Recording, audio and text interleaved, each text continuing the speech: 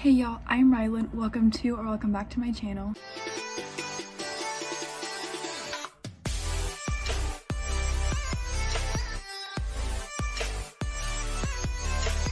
I just want to show you all my shirt for today. It is a grumpy t-shirt that says genius by birth, grumpy by choice, and it has a picture of Grumpy on the side.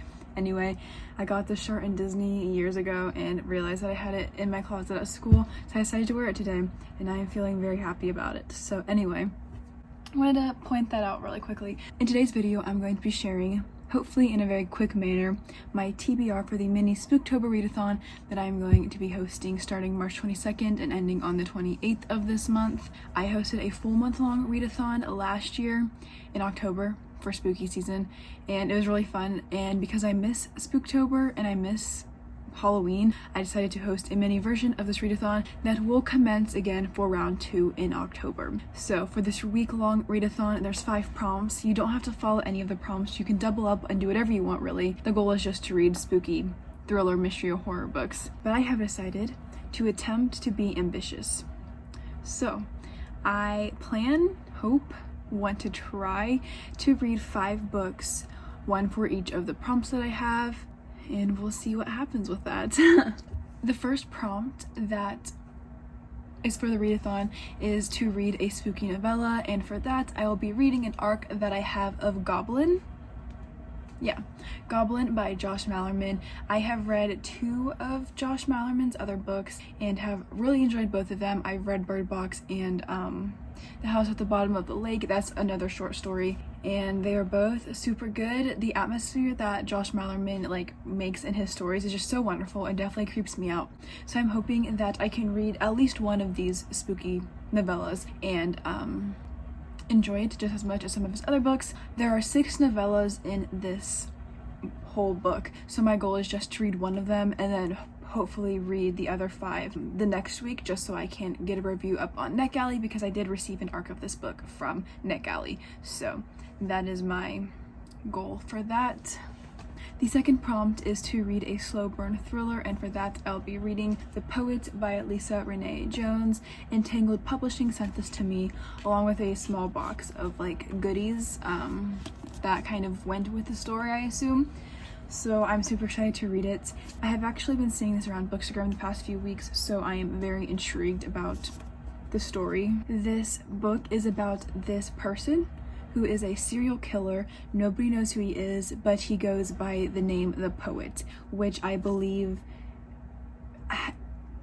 came about because his calling card is to leave written words with all the dead bodies that he kills, and so he has been named The Poet. And I assume that I don't know what I assume. I haven't read the book, obviously, but there's a detective, so I assume she's gonna try to solve the case and the poet is going to come after her. So we'll see how this one goes. It's not super long.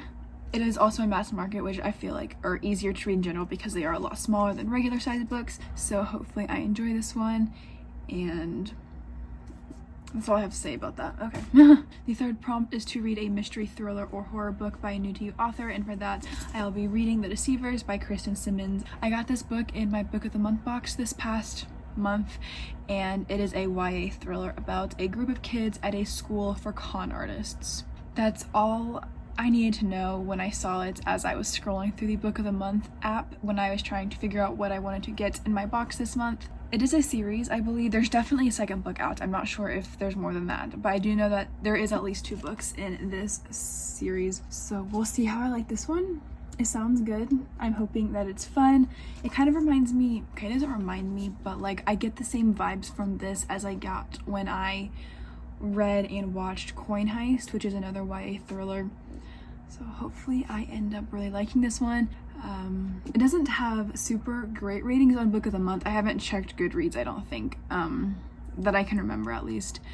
But I love a good YA thriller. I love the trope idea of a con school, so we'll see how this one goes. The fourth prompt is to read a mystery, thriller, or horror novel by a BIPOC author, and for that I'll be reading Ace of Spades. The cover for this book is absolutely stunning. I don't think it's out yet. I have the arc on NetGalley, so that's where I'll be reading it from. And I don't really know much about this book either, but it's a YA thriller as well. Oh my gosh, my hair is literally just a mess. Okay. But it is a YA thriller, and the cover is cool, so it's okay, it's fine. But yes, that's an arc that I have that I'll be reading as well, and hopefully I really enjoy it.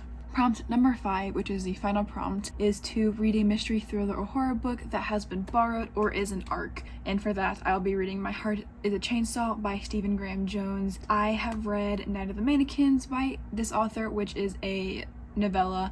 It was really weird, but I really enjoyed it as well. So I'm hoping that I enjoy this book as well. This book was Read Now on NetGalley, so I decided to just download it because I've heard really good things about Stephen Graham Jones, and I do own The Only Good Indians. I haven't read it yet, it's back at home, but I do plan to read it this summer, hopefully. And I really want to buy Final Girls, which is a slasher horror novel, but I need to stop buying books. So I've decided to read an arc from Stephen Graham Jones instead of buying a physical book, because I probably could have read Final Girls for one of these other prompts. But that's okay. I will hold off on that for now and hopefully read it at a later time when I feel okay buying books again. Once again, I have nothing to say about this book. I don't know what it's about, but it's Stephen Graham Jones, who is a horror author, so I want to read more horror this year because I really do enjoy that genre. So we'll give it a try. I don't know. Hopefully it's good, but we'll see. Those are the 5 books that I plan to read for the mini Spooktober readathon that starts on Monday. I'm super excited for it, and I know a lot of people who will be joining me in this readathon, so I cannot wait to read spooky books with everybody for a week. I do plan on hosting some live sprints on my channel, which should already be uploaded and available to set reminders for. So if you're interested in joining me for a reading sprint, whether or not you are participating in the readathon with me, feel free to join us. I hope to go live twice next week, and I will also be vlogging this readathon. Hopefully, fingers crossed, we'll see what happens. But thank you so much for watching. If you like this video, please like and subscribe for more content, and comment down below if you're participating with me, and if you are participating in this readathon, let me know what you will be reading.